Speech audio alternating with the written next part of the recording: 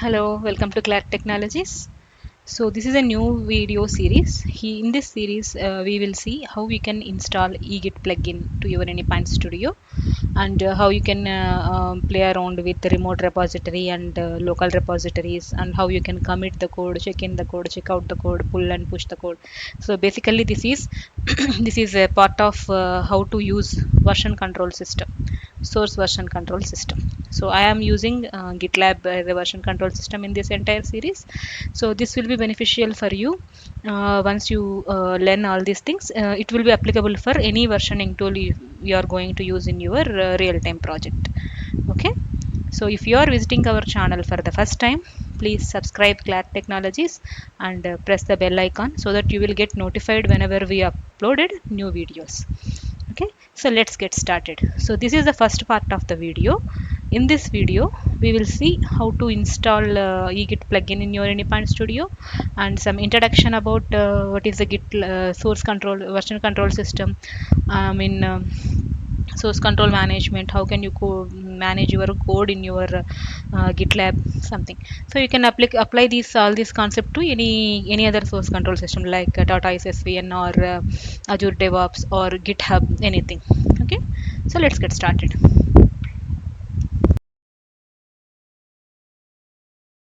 So before going forward, I would like to just provide some introduction about what is repository or what is version control system if you are a fresher or new to this. So if it is a GitLab or a Azure DevOps or any other coding repository, any other source version control system, basically you will have two types of repositories. One is the remote repository, which is nothing but the global repository. It means like this is the public repository for all the developers, from where they can pull the code and they can implement their own changes. Okay, so remote repository is the only one copy of remote repository will be there, which is globally available for all the team members, all the developers, for a particular project. Okay, if any developers, like any number of developers are working on that same project, there what they have to do, they need to first clone that remote repository into their systems. Let's say here, for example, we have three developers, developer 1 2 3, who all are working on the same project. Okay, so instead of disturbing one other code, what they have to do, they need to first clone the repository from the remote repository to their system local repository. It means in their own system they need to create one folder. From there they will get the remote repository details by using the clone operation. So once they did this clone function, clone operation, so their local system of local repository folder will have a copy of the code which is available in the remote repository. So if three developers are working on the same project, three members will clone that particular project into their local repository from the remote repository. Okay, so then they are good to do their own changes. They will do all their development changes, they will work the features they are working on, that is fine. So okay, so they can complete their work. So once they are done with their code changes, they need to push the changes to again to remote repository. Okay, so what is pull and push means? Pull means they need to pull the details from the remote repository into their system. Push means they need to push the changes from their local system code to remote repository. Okay, so to make the code, to make the project code in sync, we need to push the changes from our local repository to remote repository on daily basis, because these three developers are working on the same project, right? So what if the one developer changes is interpreting the other developer changes? So it is a good practice to pull the latest code from the remote repository to local repository, and then once they are done with the changes, they need to push the changes to remote repository on daily basis, which is a best practice to avoid any code clashes or conflicts. Okay, this is about remote repository and local repository. And one more thing you need to keep in mind. So here in remote repository, you will have one master branch. we have different branches of code. I'll show you that once we created a account in GitLab. So remember that we have one master branch and one developer branch. We have number of feature branches. Feature branch is only responsible for the particular developer who are going to develop their work.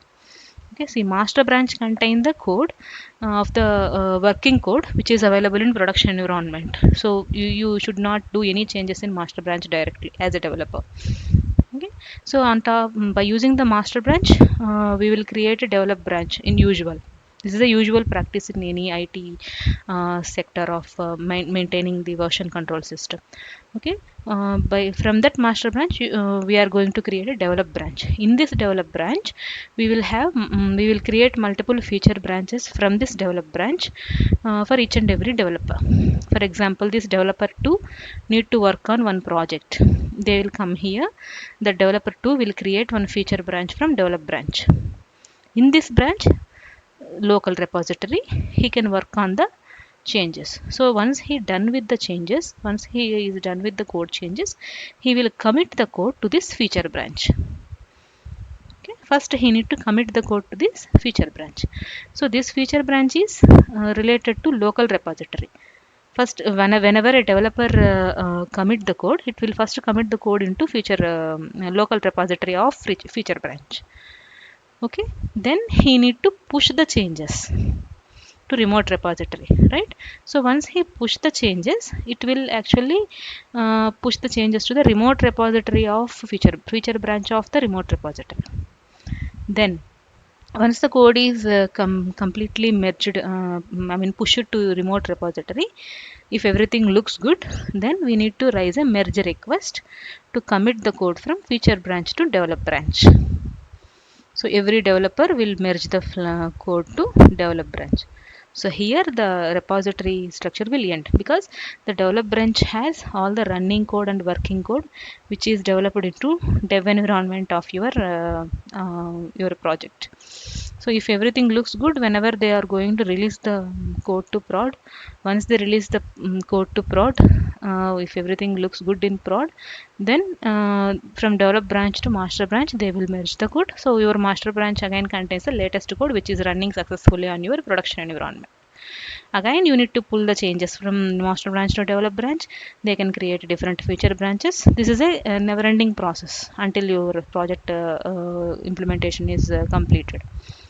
Okay, so remember that we have one remote repository and every developer will have their own local repository and their own feature branch. They need to work on their feature branch first, then they need to commit the code to feature branch, then they will merge the code to develop branch. There your task will end. Once there is a release for production release, then your operations team or your superior developers will take care of these things. As a developer, you need to just remember these steps.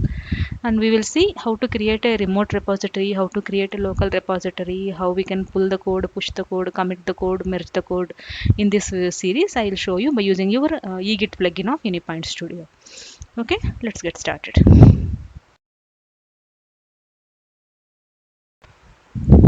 So to demonstrate this, I am using GitLab here as a version control repository. You can use Azure DevOps or any GitHub, anything you can use it. The process would be same almost. Okay, so in my previous videos of that CI/CD process of CI/CD pipeline deployment process of Azure DevOps for our new applications, I have used Azure DevOps as a coding repository. Okay, in this video series I am going to use GitLab as a version control repository. So you will get to know both versions in this video series. Okay, so this is the GitLab where you are going to create one account with your Gmail ID just for your practice. In your real-time projects, you will get this GitLab account access to particular repository for your organization email. Okay, so for our practice purpose, you can just create a GitLab account. You can go to this gitlab.com and create one account with your Gmail like this by providing some username something. Okay, so that you will come here into this GitLab homepage. So here, as this is the new account, I don't have any projects. So now, for example, if I create a MuleSoft demo project here, So how we can create a remote repository here? How can we clone this into our Anypoint Studio? How can we do all the operations? We will see one by one. So first create an account in GitLab account. Now I'm going to create a new project here.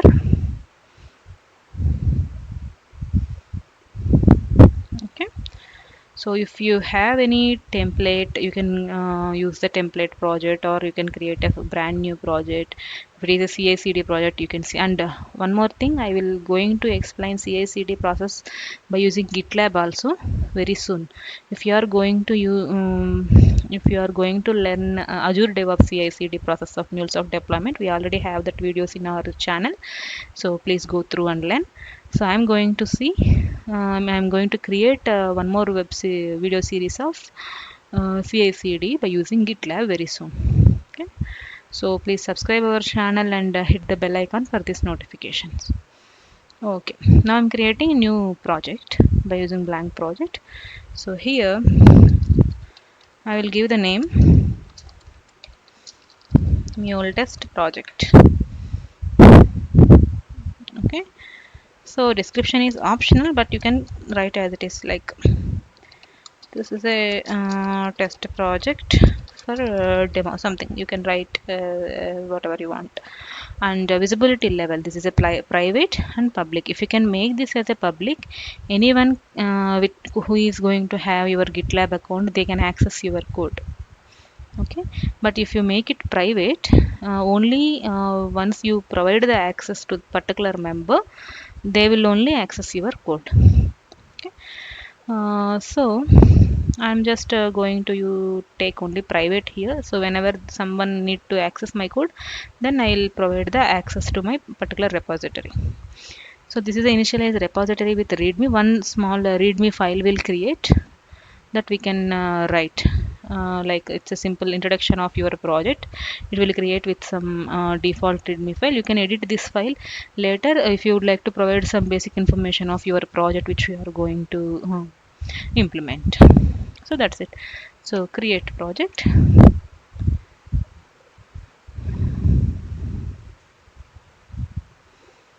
So my project is created. Okay. Yeah, if you can observe here, this is what I just explained to you. So by default one master branch will get created. Okay.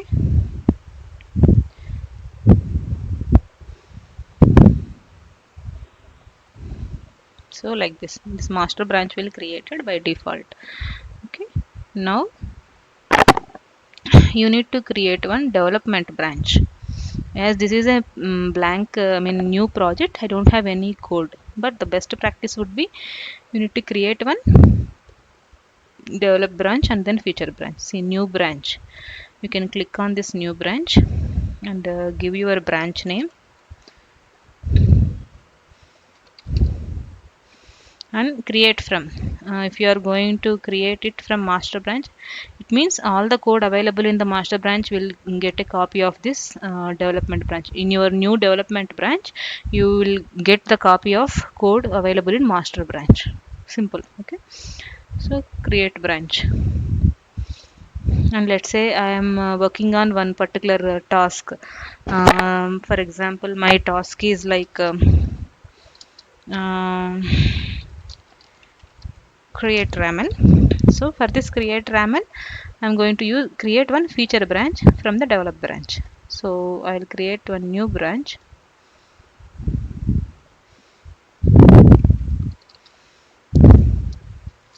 So this is my task name, create ramen. So like this, by using your task name or any task ID, you will create a feature branch on top of your development branch. So if some other person, like some other developer having a implementation task of any other task of this particular same project, they will create another feature branch from this development branch. So everyone will work on their own system without disturbing the actual develop code or master code. Okay, so create branch. Okay, now if you can see here, I have 3 different branches created. These branches are there in your remote repository. Remember this. This is your remote repository because you have this project here in only the cloud GitLab. So far you didn't clone this project into your local system, or you didn't create any folder, any structure in your local system. This project and this all branches are available in your remote repository. Remember this. Okay. Now let us see in Anypoint Studio how we can create your local repository and how you can pull this code from here to there, from remote repository to local repository. We will see that. Okay. Yeah. So install eGit plugin in Anypoint Studio. Actually, we should follow some steps. But if you are using Anypoint Studio 7.7 or above version, which means 7.8 is the latest version now, I'm using 7.8. So if you are using from 7.6 to 7.7 onwards, the Git plugin is inbuilt in Anypoint Studio. So you no need to install it manually, the eGit plugin. So how you can check is like here, if you can see, this is the open perspective. You can click here. So you will find the Git option here. So this is the inbuilt Git eGit plugin which is already coming up with your Anypoint Studio. If you cannot see this perspective here, which means you are not using the latest version of Anypoint Studio. So in that case, you need to install the eGit plugin manually by going to Help, Install New Software, and here, yeah, yeah. Here you need to add one repository here. You can name it as Git or anything if you want, and you need to use this URL. This URL, this plugin URL, I will going to provide this in your description box. Okay, URL. Once you add this, it will show you the all Git plugins here. So you need to select everything, and then you need to click on next, next, and finish, so that the eGit plugin will be added to your Anypoint Studio. Okay, but as I said, if you are using latest version of Anypoint Studio, it will automatically come up with by inbuilt. So you no need to do all these things.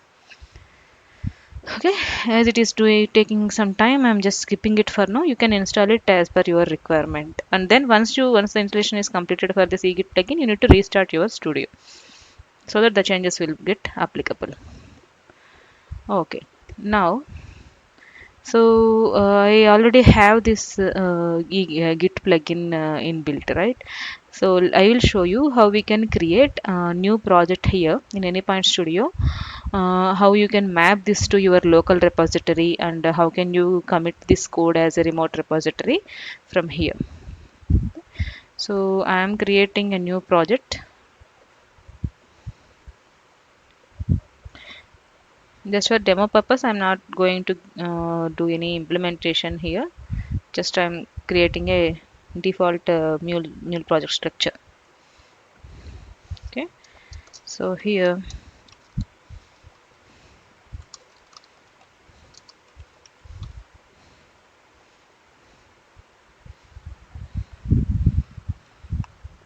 so I'm just naming it as mule demo hyphen project. Just clicked on finish.